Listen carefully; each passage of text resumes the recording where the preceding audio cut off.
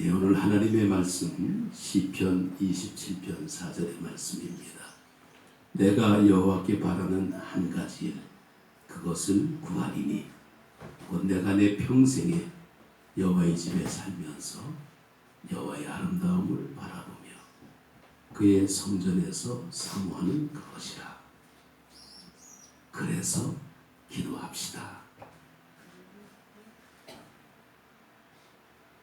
우리는 나면서부터 본래 비교를 참 많이 합니다. 어릴 때는 비교할 때에 그랬죠. 학벌 때문에 많이 비교를 했습니다. 또 어느 정도 성장해서는 이제 기업의 이름을 가지고 대기업에 가느냐, 아니면 중소기업에 가느냐, 아니면 금융권으로 가느냐, 어디 취직을 할까, 그런 것 가지고도 비교를 했습니다. 참 그런데 이 비교하는 것은 나만 하는 것이 아니라 사회적인 분위기가 그런 것 같아요. 누가 키가 크냐, 작냐, 잘생겼냐, 못생겼냐, 뭐 별걸 다 가지고 비교를 합니다. 심지어는 신생아들도 비교 대상이 될 수 있죠. 그래서 앙케이트 조사를 보니까 시장조사 전문업체인 엠브레인 트렌드 모니터라는 데서 2024년도 자존감에 관해서 발표를 한 게 있는데, 우리 국민의 10명 중 3명은 스스로를 낮게 평가한다 그럽니다. 자존감이 많이 상한 거죠. 남들보다는 좀 우월의식을 가져야 되는데 남들보다 뭔가 못났다라는 것을 비교한다는 거죠. 그게 왜 그럴까? 그래서 그 이유를 조사해 보니까 자랑할 게 별로 없다, 그렇게 나오더라고요. 그게 34.2%. 그 다음에는 나는 실패한 사람 같다라고 생각하는 게 21.8%. 근데 이것이 금년에만 조사한 게 아니라 작년에도 조사했는데 작년보다 수치가 더 떨어졌다 그럽니다. 그러니까 늘 우리는 평소에 자랑할 게 별로 없고 남들보다 좀 실패한 것 같고 풍랑밖에 사는 그런 모습이다, 이렇게 생각하고 사는 사람이 많다라는 거죠. 이런 부정적인 생각이든 자존감이 낮은 원인이 뭘까라고 볼 때에 가장 큰 특징은 자주 비교한다는 거예요. 쓸데없이 비교를 많이 합니다. 그리고 또 하나는 지나치게 상대방을 높게 평가한다는 거죠. 우리말이 그거죠. 남의 떡이 커 보인다고. 나보다 남이 더 나은 것 같아. 모르니까. 평가의 기준을 모르고 생각하는 거죠. 그래서 우리는 이 신앙적인 어떤 그런 모습으로 볼 때에 이렇게 비교하는 것이 신앙생활에 좋지 않은 그런 이유라고 칼럼을 쓴 그 엘레라는 사람이 그렇게 글을 썼습니다. 왜 신앙생활할 때에 비교가 나쁠까? 그러면 다른 사람을 자꾸만 신경 쓰다 보니까 존귀하신 하나님을 소홀히 한다는 거예요. 정말 중요한 부분은 믿음 생활할 때에 하나님을 대상으로 우리가 믿음 생활해야 되는데, 하나님을 믿음으로 나오면서 다른 사람들만 평가하고 있는 거예요. 아, 저 사람 오늘은 참 머리가 헤어스타일이 바뀌었네. 오늘은 뭐 다른 거 입었네. 뭐 우리야 뭐 별로 그런 건 아니지만은 참 예민하게 사는 사람들은 별걸 다 가지고 이렇게 시선을 끌고 있습니다. 그런데 중요한 것은요, 신앙생활의 가장 키포인트는 대중성이 아니라는 겁니다. 사람이 아무리 많으면 뭐합니까? 영산강 축제에 뭐 나주시민 전체가 다 온 것 정도로 굉장히 많이 왔다 그러는데 난 아직 안 가봤거든. 내가 빠진 축제는 축제가 아닙니다. 이따 오후에 한번 좀 가볼까? 끝나기 전에. 내가 없는 축제는 축제가 아니야. 누가 기준이 돼야 됩니까? 내가 기준이 돼야 돼요. 왜 험한 사람 놓고 비교를 합니까? 세상에서 가장 잘난 사람은 나입니다. 누가 나하고 비교가 돼? 나하고 똑같은 사람이 있습니까? 없죠. 내가 최고라는 겁니다. 교회 그러면요, 역세권이 좋아야 되고 접근성이 좋아야 되고 다 그냥 이구동성으로 그렇게 말합니다. 그래서 그런 교회들 보게 되면요, 굉장히 교회가 많이 커 있어요. 여기 우리 지역도 그렇습니다. 역세권이 있고 접근성이 좋고 그런 데는 이미 교회들이 다 자리를 잡고 크게 있습니다. 그런데 우리 교회는 어디 있습니까? 역세권하고 멀죠. 접근성도 별로입니다. 그런데 그나마 산 중턱에 있어. 남들이 볼 때 야, 저기까지 가냐. 우리는 이곳에 있습니다. 자, 보십시오. 자랑할 거 있습니까? 남들보다 우리 교회가 실패했습니까? 비교하지 마십시오. 우리의 좋은 점을 찾아보시기 바랍니다. 정말 우리의 어떤 그런 우월감을 가지려면 우리의 모습을 좀 잘 찾아봐야죠. 내가 가지고 있는 게 그게 진짜지. 아니 집에 금송아지 있으면 무슨 소용이 있습니까? 난 익살에다가 내 보석 다 맡겨놓고 살아. 내가 안 들고 다녀. 그거 들고 다니면 귀찮아요. 그 무거운 걸 손에다가 왜 묶고 다녀? 그냥 익살에 다 보관하고 있습니다. 자, 국가에서 보관해줘. 보고 싶으면 가끔 가서 보면 돼. 내 거 잘 있구나. 그러면 됩니다. 여러분 오늘 말씀 보십시오. 내가 여호와께 바라는 한 가지 원띵 그것을 구하리니 곧 내가 내 평생에 여호와의 집에 살면서 나주 안디옥 교회에 살면서 여호와의 아름다움을 바라보며 그의 성전에서 사모하는 그것이라. 뭡니까? 예배와 기도입니다. 우리가 이곳에 있는 이유는 한 가지 일. 내 평생에 하나님의 집에서 뭐 합니까? 기도해라는 거예요. 근데 왜 쓸데없이 다른 데 생각합니까? 왜 우리가 호젓하게 기도하기 정말 좋은 곳이 우리 교회입니다. 우리 지역의 그 지방에 또 많은 분들이 우리 교회에 다녀가면요 늘 하는 얘기가 있습니다. 야, 교회 좋다. 왠지 아십니까? 옆에서 시끄럽다고 떠드는 사람이 없거든. 우리는 장점이 있는 교회인데 왜 실패했다라고 생각합니까? 우리가 조금 더 부지런 떨면 됩니다. 우리가 조금 더 가서 열심히 전도하고 같이 모셔오면 됩니다. 내가 여호와께 바라는 두 가지도 아니에요. 한 가지입니다. 원띵. 이 원띵이 바로 뭡니까? 예배와 기도라는 거죠. 우리 교회의 위기라는 것은 우리가 신앙으로 바라볼 때에 무슨 뭐 사람이 많고 적고 건물이 좋고 나쁘고 시설이 무슨 엘리베이터가 있고 이런 게 문제가 아닙니다. 이거는 부차적인 거예요. 여러분 우리가 집을 구할 때 뭘 구합니까? 뭐 역세권이 좋아야 되고 뭐 투자 가치가 있어야 되고 뭐 그런 거 뭐합니까? 내가 살기 좋으면 됩니다. 잠 잘 자면 되고요. 여름에는 시원하고 겨울에는 따뜻하고 그리고 거기서 행복한 사랑하는 사람들이 있으면 그게 최고 아닙니까? 왜 내가 가지고 있는 이 아름다운 장점의 모습을 우리가 은혜를 잘 모르고 자꾸 원초적인 어떤 모습에서 자꾸 비교하려 그러니까 눈높이가 내려가는 거예요. 우리가 나주교회하고 비교할 필요가 뭐 있습니까? 나주교회는요, 거기는 거기 나름대로 참 복잡하고 힘든 일 참 많이 있습니다. 우리는 우리로서의 일을 감당하면 되는데 우리가 성숙하고 성장한 교인의 모습을 우리가 가지려면 눈앞에 당장 보이지 않아도 하나님은 살아계시다는 사실을 믿음으로 고백할 때에 우리는 성장하고 성숙하는 겁니다. 콩나물도요 자라야 먹을만 하지 그거 조금만 더 가지고 뭐 하겠습니까? 주의 말씀은 내 발의 등이요 내 길의 빛이니이다 라고 시편 119편에 말씀하고 있습니다. 저는 시편 119편은요 그냥 안 봐요. 119로 봅니다. 119 뭡니까? 긴급 상황이에요.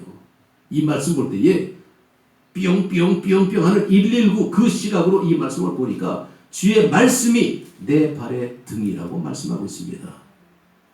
이 등이라는 이 말을 히브리어로 보게 되면 네르라 그러는데 이 등은 아니 하나님께서 이왕 우리에게 말씀을 비춰줄 때에 태양을 갖다 주든지 LED 등을 갖다 주든지 형광등을 갖다 주든지 최소한 정말 좀 좋은 걸 갖다 왜 등을 갖다 이 등이라 네르는요 등잔이 등잔 작은 등잔입니다. 아니 왜 말씀을 보는데 왜 등잔을 갖다 줘 등잔 등잔 가지고 말씀 보려 그러면요, 신경 바짝 쓰고 보지 않으면 제대로 안 보이는 거예요. 말씀은요, 집중해서 보라는 거예요. 그냥 덤벙덤벙 그냥 보는 게 말씀이 아닙니다. 주여 내 발의 등이요. 등이라는 것은 등잔을 갖다 비춰야 보이는 거예요. 그러니까 등잔불을 갖다 놓고 보니까 아, 이 말씀이 그렇구나. 내가 여호와께 바라는 한 가지 일, 원띵. 내 평생에 여호와의 집에서 원띵. 아름다운 바라보며 원띵. 기도하라는 거죠. 이걸 말씀의 등잔을 가지고 비춰보는데 이것도 발이네. 내 발의 등이 발. 이 발이라는 것은 레랄이라고 그러는데 히브리 말 레랄이는 뭐냐면 이것은 이 그 발, 이 풋 이것이 아니라 원스텝. 한 걸음 한 걸음 이게 발이에요. 그러니까 등잔불 가지고 내 발 앞을 비춰보면서 한 걸음 한 걸음 가야 그래서 걸어가는 겁니다. 가로등이 쫙 비춰지는 길이 아니라는 거예요. 시온의 대로가 쭉 뻗은 탄탄대로가 아니라는 겁니다. 하나님의 말씀을 보는데 등잔불 조그만 거 가지고 후레쉬도 아니에요. 등잔불 조그만 거 이렇게 내 발 까딱 잘못하면 어떻게 되는지 몰라요. 이게 말씀을 보는데 왜 하나님이 하필이면 왜 째째하게 왜 등잔불 조그만 거 갖다 놓고 발등만 조금 비칠 정도로 한 걸음 한 걸음. 이거는요, 전적으로 하나님을 의지하지 않으면 말씀을 빗나갈 수밖에 없습니다. 넘어지는 거죠. 다치는 거예요. 그러니까 하나님을 의지하지 않으면 우리는 이 말씀을 우리가 온전히 이해할 수가 없습니다.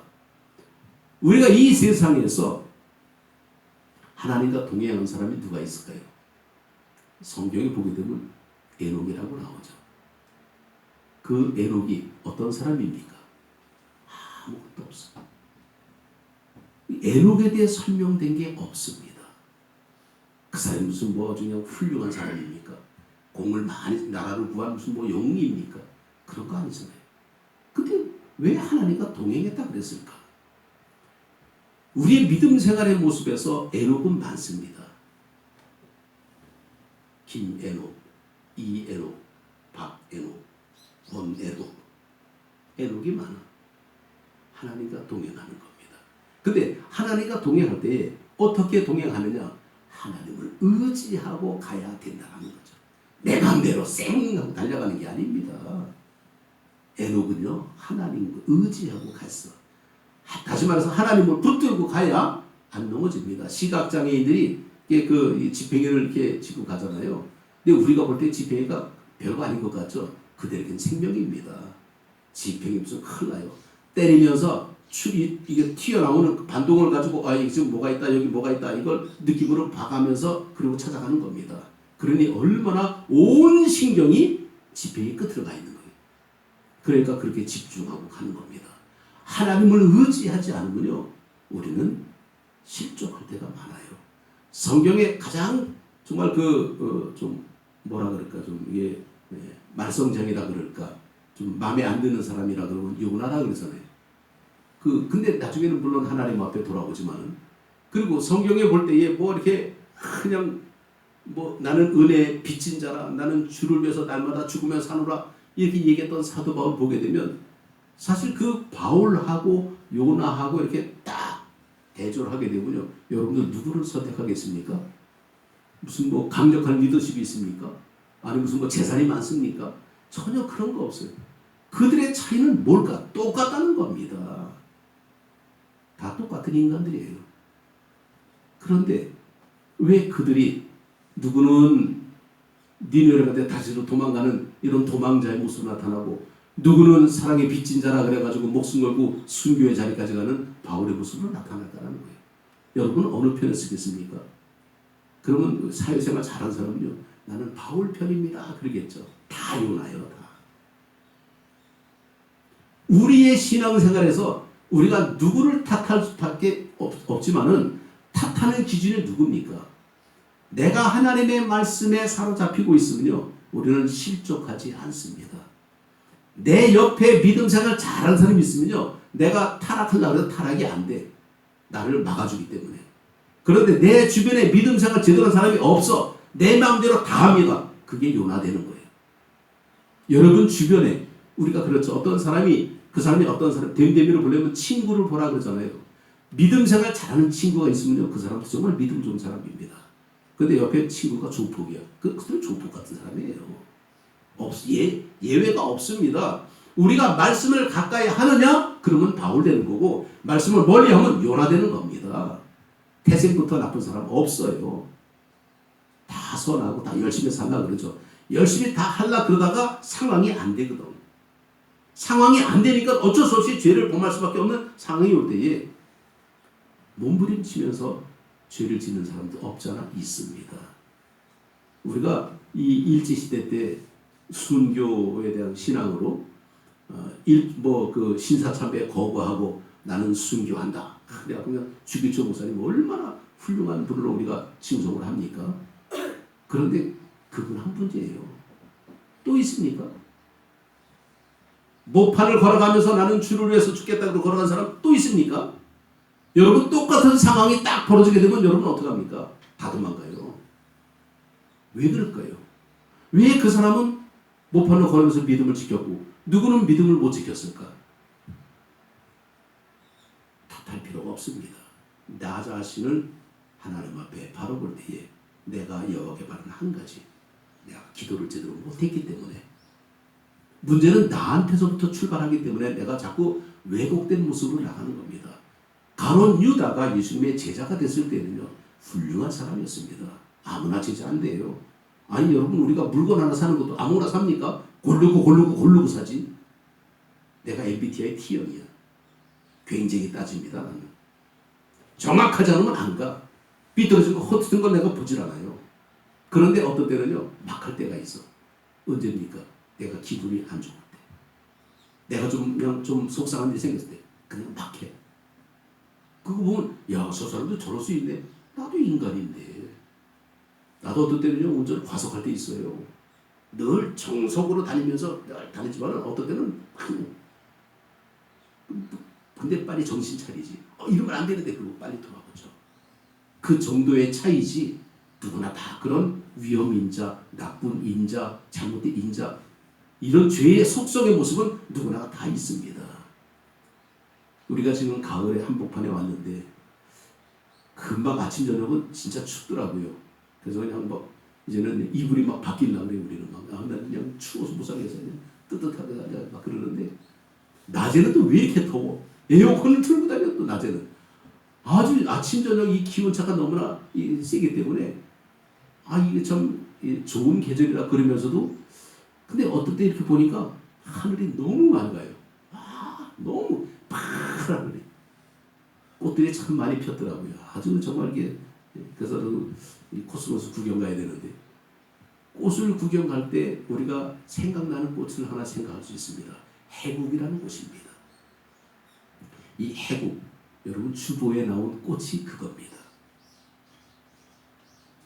그게 해국이에요. 그 해국은 꽃말이 뭐냐면 기다림이라는 겁니다. 꽃국화 비슷하게 생겼죠. 그 기다림인데, 그 해국은 언제 피느냐? 아주 힘들고 어렵고 고난 속에서, 고통 속에서 그 모든 과정을 겪어내면서 수많은 역경을 이겨내고 꽃으로 필 그때 바로 해국이 핀다 그럽니다. 그걸 우리가 기다림 그럴까요? 너무 기다리면 낭만적인 표현 같아요. 인동초라고 그럴 수도 있잖아요. 얼음 속에서 피꽃이 핀다 그런 게 해국입니다. 근데 이 해국이라는 것을 불안개화라는 말로 하는데, 이 불안개화라는 것은 뭐냐면 절박한 상황, 어려운 상황 속에서도 꽃을 피운다라는 것이 불안개화입니다. 근데 이 불안개화라는 것은 앙스트 블루테라고, 이게 독일 말인데, 앙스트, 이 불안이라는 말과 블루테, 이 개화라는 말이 합성입니다. 그러니까 이 불안개화, 이 어려움 속에서 꽃을 피우는 이런 그 사례를 좀 찾아보면 이런 사람이 있습니다. 중국의 진나라 때 중국 서북부 아주 그냥 빈약한 그런 자원과 척박한 환경 속에서도 전국 시대를 뜻하는 이런 그 마무리하고 통일 때 이걸 이룬 그 사람이 있습니다. 그 아주 이 사람이 이 중국 진나라 때 이제 통일의 이제 위협을 이루는데, 이때 그 사마천이라는 사람이 등장합니다. 이제 사마천 기원전 104년에 중국 최대 역사서라는 사기를 쓴 사람입니다. 사마천의 사기. 굉장히 학교 때 많이 나온 얘기죠.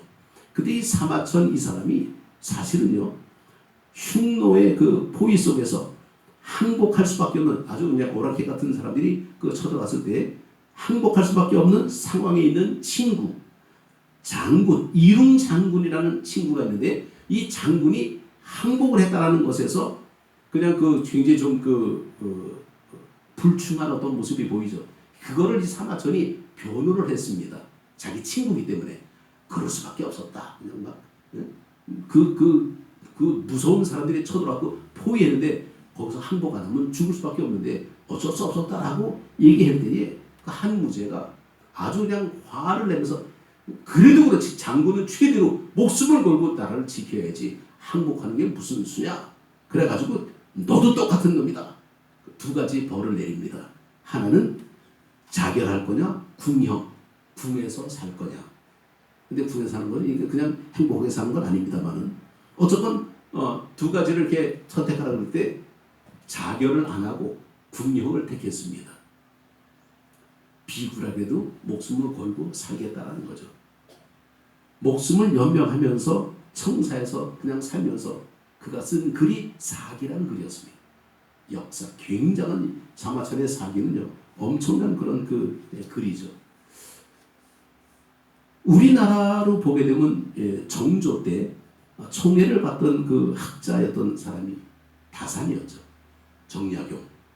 저 강진에 가게 되면 다산 초당이 있잖아요. 이 사람이 사실은 경기도 광주 출신인데 거기 가니까 다산 정약용 축제 그런 걸 많이 하더라고요. 저는 좀 헷갈려서 처음에는 경기도 광주 쪽에서 내가 정약용을 봤는데 여기 와서 보니까 또 있더라고요. 왜 그런가 했더니 여기 유배지더라고요. 여기 유배지에서 여기서 유배 생활을 한 18년 동안 했다 그럽니다. 그러니 얼마나 힘들겠습니까? 근데 여기서 유배 생활하면서 그가 다산 전집이 나오는데 약 한 500여 권의 책을 만들었다는 거예요. 유배 생활하면서 내가 한양 땅을 내가 그리워하면서 내가 여기 못하러 사느냐 그리고 비관했으면 아마 자살할 텐데 그래도 그 속에서 책을 썼습니다.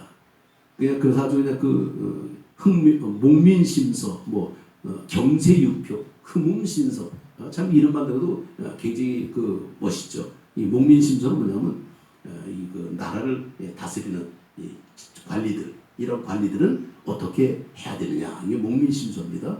경세유표는 경제에 관한 글이고 흠음신서는 법, 규범 이런 것들을 이제 썼습니다. 그러면서 생명은 소중하다. 판결 내릴 때 어쨌건 생명을 살리면서 판결 내려라. 이게 흠음신서인데 이런 기가 막힌 엄청난 책을 쓴 것이 언제냐면 유배 생활 속에서 썼다는 거죠. 그러니까 우리가 불안개화라는 이 말이 바로 그겁니다. 힘들고 어려운 그런 상황 속에서도 꽃을 피웠다라는 거죠. 거북선은 누가 만들었습니까? 그래 다 이순신 장군이 만들었다 그러죠. 아니더라고요. 나주 사람이 만들었습니다. 나대용. 문평 사람이에요. 나대용이라는 문평 사람인데 이 임진왜란이 일어나기 1년 전에 이순신 장군 쫓아와가지고 이 거북선 좀 만들면 좋겠습니다. 그래가지고 이순신 장군이 생각을 하고 만든 게 거북선입니다. 엄청나죠. 그래서 이 거북선 가지고 우리가 잘하는 말 있잖아요. 상유시비 미신불사.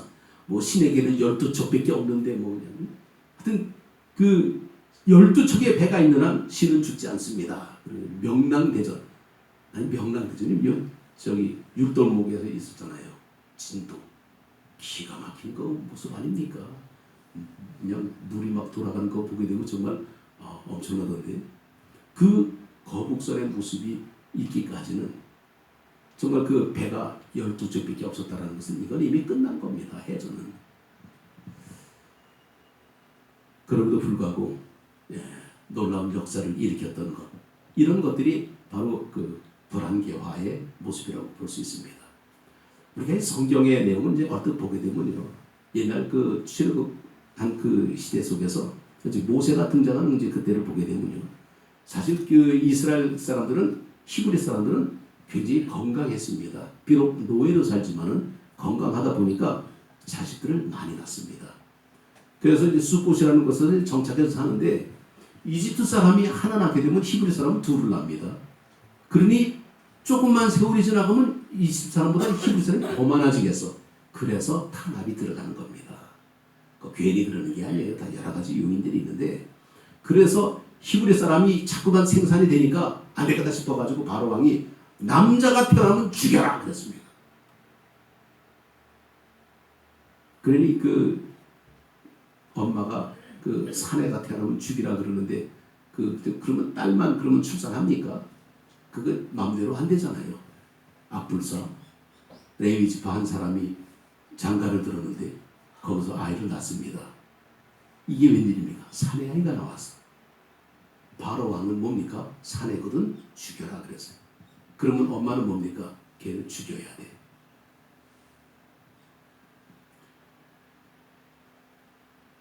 출애굽기 2장 2절을 보니까 이렇게 말씀이 나옵니다. 그 여자가 임신하여 아들을 낳으니 그가 잘생긴 것을 보고 석 달 동안 그를 숨겼으나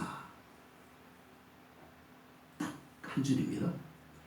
그 여자가 임신하여 아들을 낳으니 그가 잘생긴 것을 보고 석 달 동안 그를 숨겼다. 아니 왕이 남자는 죽여라 그랬는데 잘생긴 것 보고 석 달 동안 숨겼대. 근데 이 말씀이 사도행전에도 나옵니다. 사도행전에는 그때의 모세가 나는데 하나님 보시기에 아름다운지라 그의 아버지의 집에서 석 달 동안 기리더니 이게 사도행전 7장 20절입니다. 그의 하나님 보시기에 아름다운지라로 바뀌어 보이죠. 또 히브리서 11장 23절을 보게 되면 믿음으로 모세가 낳았을 때에 그 부모가 아름다운 아이임을 보고 석 달 동안 숨겨 왕의 명령을 무서워 아니하였으며 라고 나와요. 점점 내용이 왕성해집니다. 출애굽기 2장 2절의 말씀과 사도행전 7장 20절의 말씀과 히브리서 11장 23절의 말씀 보게 되면 공통적으로 하는 게 하나님 보시기에 아름다운지라 잘생겼으니 토부, 히브리 말은 토부인데 그냥 잘생겼다라는 표현은 우리가 성경을 보게 되면 이런 게 있습니다. 하나님이 보셨더니 좋았더라. 하나님이 보시니 좋았더라. 잘생겼으니 뭡니까? 하나님의 계획이라는 거예요. 토부라는 뜻이 그런 뜻이 있습니다. 하나님의 계획으로 있을 것을 믿고 아이를 살려줬다는 겁니다. 얘가 모세였어요. 이 아이가 죽었으면 출애굽이 없습니다. 근데 그 부모가 보니까 엄마가 보니까 근데 아빠 이름도 안 나와. 엄마 이름만 나오죠. 누굽니까? 요신데 요게벳. 아이를 보니까 하나님의 계획을 거기서 본 겁니다. 우리는 이것을 믿음이라 그러죠. 그래서 목숨을 걸고 살립니다. 놀라운 하나님의 역사가 이스라엘 민족이 출발하는 겁니다. 이게 바로 불안개와요. 힘들고 어려운 상황 속에서도 하나님의 뜻을 믿으니까 그때를 극복할 수 있고 꽃을 피우더라는 겁니다. 나주안대교회는 언덕 중턱에 있습니다.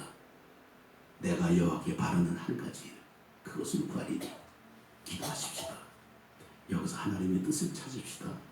분명히 있습니다. 우리가 몰라서 그렇지 있습니다. 원띵 하나님 한 가지 일 그것이 뭡니까? 다윗은 기도하는 거였어요. 그래서 하나님 앞에 기도하니까 놀라운 역사가 나타나는데 그 역사를 우리가 경험하게 되면 얼마나 좋습니까? 우리가 그런 기대감을 가지고 아름다운 계절을 즐기시기 바랍니다. 고민한다고 일이 됩니까? 내가 염려한다고 기가 한잔한 절합니까? 아니에요. 믿음 생활은요 기쁨입니다. 항상 기뻐하라 그랬어요. 근데 현실은 기뻐할 수 없어. 사실은요. 솔직히 현실은 참 아주 힘들어. 근데 왜 바울은 그랬을까요? 하나님의 권능을 알기 때문에 하나님의 능력을 알기 때문에 믿음으로 고백하니까 항상 기뻐하라. 쉬지 말고 기도하라. 범사에 감사하라. 이는 그리스도 예수 안에서 너희를 향하신 하나님의 뜻이라고 분명히 말씀하고 있습니다. 하나님의 뜻이에요. 그럼 우리 뭡니까? 하나님 뜻대로 하옵소서. 그리고 열심히 축제 구경 가야 되는 거예요. 그냥 놀기만 합니까? 아니죠. 한 가지 일. 내 평생에 여호와의 집에 살면서 나주 안디옥 교회에 살면서 여호와의 아름다움을 바라보며 그의 성전에서 사모하며 기도할 때에 하나님의 역사가 나타날 줄로 믿습니다. 그냥 괜히 있는 게 아니에요. 싱크대에 우리가 뭐 보물을 갖다 숨깁니까? 싱크대는 그릇만 있게 돼 있어요. 다 자기 자리가 있다는 거죠. 왜 여기가 우리가 있습니까? 이 자리는 하나님이 원해서 세워주신 거예요. 물론 사람을 통해서 역사하시기 때문에 누군가의 계약을 통해서 이곳에 이사 왔지만은 그냥 뭐 이사 올 때 뭐 다 아마 모르긴 해도요. 백인백색이라고 다 틀려. 좋다 나쁘다 싫다 뭐 오만 얘기가 다 나왔을 거예요. 그런데 결론은 뭡니까? 왔어요. 그건 뭐 하나님의 뜻이라고 봐야 돼. 인정할 거 인정해야 됩니다. 근데 와서 보니까 아무것도 없네? 그것도 끝이에요. 요셉이 무슨 보디발의 집에 그냥 왔을 때 노예로 왔습니다. 사실은 종으로. 그러나 그건 열심히 일을 잘해가지고 주인의 눈에 들어서 그래서 집사가 됐습니다. 그건 바로 뭡니까? 이 보디발이 얘는 뭔 일을 맡겨도 잘할 사람이다. 너 우리 집에 일 좀 맡아서 해라. 그리고 다 맡겼는데 그 집에 그 집 주인이 안주인이 이상한 짓을 했잖아요. 그럼 요셉 입장에서는요. 한 사람만 제끼면 아주 자기는 횡재할 수 있는 그런 건수가 얼마나 컸습니까? 그런데 하나님은 살아계시고 하나님이 지켜보는데 내가 어찌 죄를 범하랴? 거부합니다. 거부한 대가가 감옥 가는 거예요. 이게 말이 됩니까? 열심히 주를 위해서 충성했으면 복을 받아야 되는데 감옥을 갔어. 이런 식입니다. 열심히 하나님의 교회에 나와서 헌신하고 봉사했는데 점점 마음에 시험만 들고 복잡하고 마음에 안 들고 막 그래. 우리가 그렇게 될 때 불안개와 이 해국을 우리가 생각하게 되면 어렵고 힘든 고통스러운 꽃을 피우는 그 모습을 볼 때에 요셉은 감옥에 갔지만은 오히려 거기서 누굴 만납니까? 이집트의 술 맡은 관원장, 떡 맡은 관원장을 만나게 되고 그들로 말미암아 이집트의 총리가 되는 완전 역전, 인생 역전의 모습으로 바뀌어버리게 되잖아요. 아무도 장담은 못합니다. 그렇다고 허황된 꿈 꾸지 마십시오. 뭐 로또 산다고 당첨됩니까? 안 돼요. 살 필요도 없어 그런 거는. 우리는 우리가 해야 할 일만 해야 됩니다. 엉뚱한 짓 하지 말고 쓸데없는 망상 갖지 말고 우리가 뭡니까? 하나님 앞에 기도해. 하나님 앞에 기도하면서 하나님이 주시는 지혜의 근본이신 여호와를 경외하는 것이 우리의 본분이니까 열심히 기도하면서 믿음 생활할 때에 하나님의 놀라운 능력 속에서 우리가 뜻하지 못했던 놀라운 경험을 우리가 바라보게 됩니다. 내가 못하면 내 자손을 통해서라도 우리가 못하면 옆 사람을 통해서라도 하나님은 살아계십니다. 이 좋은 계절에 믿음 생활 잘하고 다음 주에 우리 교회에서 큰 행사 있는데 이것은 행사로 끝나기보다는 우리 교회를 정말 잘 알리는 하나 더 그런 방편이 돼서 뭐 열심히 우리가 이제 전도하고 다 이렇게 하게 되면 뭔가 좋은 게 생기겠죠. 결론은 하나님 앞에 맡기고 우리는 열심히 하면 됩니다. 내가 여호와께 바라는 한 가지 그것을 구하리니 곧 내가 내 평생에 여호와의 집에 살면서 여호와의 아름다움을 바라보며 그의 성전에서 사모하는 것이라. 그래서 기도하겠습니다. 우리 함께 기도합니다.